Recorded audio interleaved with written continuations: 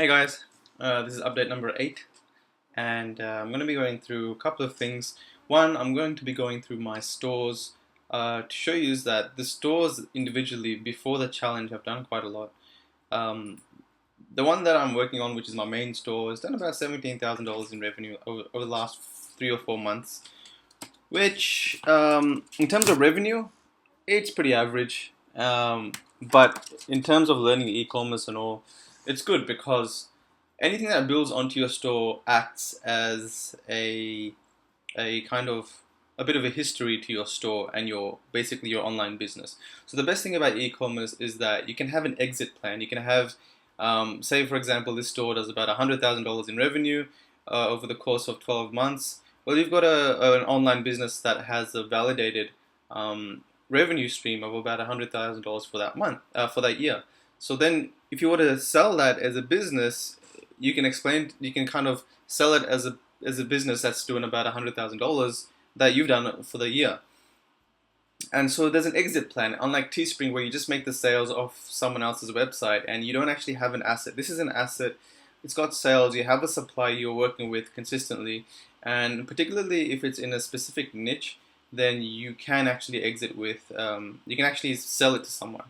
So my plan for this particular business is to grow it as far as I can. I have a few ideas in mind. I've got some Instagram people that I want to contact and get on board and get promoting my product.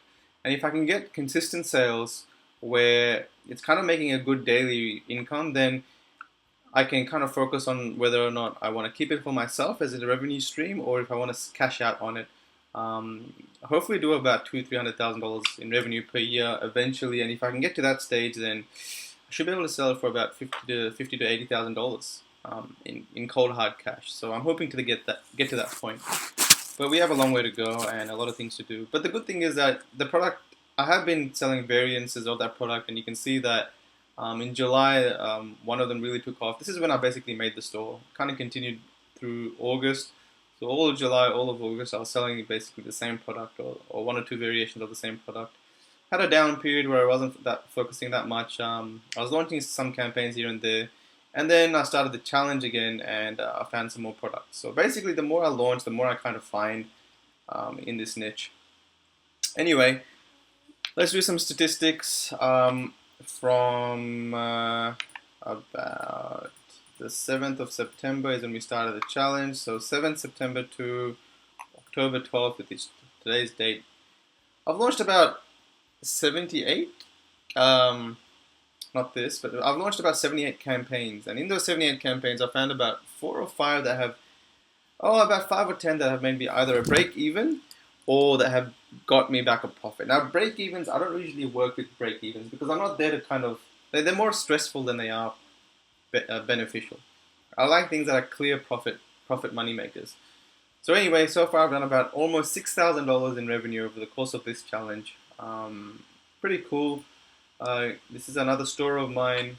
Done really well when I first launched it. Had a massive day, $527. And if you were to just see for this September 7th, if you were to just check out, we have $132 worth of sales. Not that much, but it's kind of paying off its testing money. Doesn't have that much of a good conversion rate, to be honest. About 1%, but just a bit of money to kind of pay off for everything else. So that's what I've done so far in terms of revenue.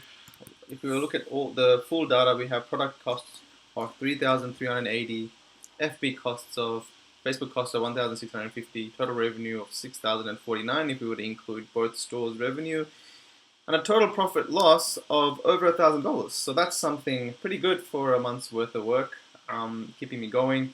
Including, this is just part of my business. I have other e-commerce websites doing some money. I've got my blog doing some money. I've got some forum doing some money. So if you want to treat if you want to go into online marketing full time, it is about kind of diversifying your income streams. E-commerce, dropshipping and Teespring is kind of one-hit wonders. You might get something that gets you some money here and there, but you're looking for the product that's going to make you hundreds of thousands. And till then, you want something else to kind of stable up your months and keep you going because you're unemployed, right? You got to make money your own way. So whether you go into the market selling e-commerce stuff, whether you're selling it on a website, whether you have a blog talking about it, whether you're teaching others, whether you're selling courses, whether you're selling ebooks, you're kind of diversifying and stabilizing your income. Anyway, so $1,000 profit loss. If we were to include the testing money now, if we were to not include the money I've spent on testing other products that did not bring me money, for example, if I could have just run the profitable products and not spent money testing, then I would have made about $1,500 in pure profit. Pretty good. That's about 2,000 Aussie dollars for a month's worth of work, which is a great side income. So that's that for the new update. About $1,000 in profit, which is a good $600 to $700 more than my last update. So we're only running at about $30 to $40 daily costs. So if you were to see my last 7 to 8 days, I haven't really been spending that much on testing. It's more about keeping what's working running and slowly testing here and there. So I've run some tests for the last period, which was 12 to 13. My last test bunch was about 8 campaigns. Alright, so these are some of the campaigns that I've got running. This particular campaign, they're up to about 70 cents in clicks. Not as good as I want, but if I can get it to about 50 cents, then it should be able to give me a profitable campaign, but we're going to see. This one's giving me 30-cent clicks, but it's converting pretty well. This one's still down to 13 cents. And the coolest thing about this is it has about 2 to 3 million audience size. So if I were to just keep this running at about $30 to $50 a day, it's going to keep going for about 3 to 4 months, giving me income. So usually I'd like to kind of scale the crap out of it, increase the budgets to $100, $200. But now e-com is kind of a side thing. I'm working on some other projects. And also just making about $100 profit a day off a $30 spend, about $50 to $100 profit a day with my e-commerce stuff. It keeps me going. So although I'm not kind of making a crap lot of money in this period of a week, I've spread it out over the course of 2 to 3 months, and I'm just going to let it keep trickling some income. It's kind of good for my mindset as well. Keeps me confident that money's coming in and I can work on other projects. So I like it that way. Yeah, so that's about all for this update. We're about $1,000 up in profit, launching more campaigns. We've got about another 20 campaigns to go till we conclude on this challenge. Trying to hit about $10,000. I'm going to see what happens. If not, we're still pretty cool with the whole thing. And yeah, I hope you guys learned a lot. Keeps you motivated. And remember, the most important thing is to just keep launching.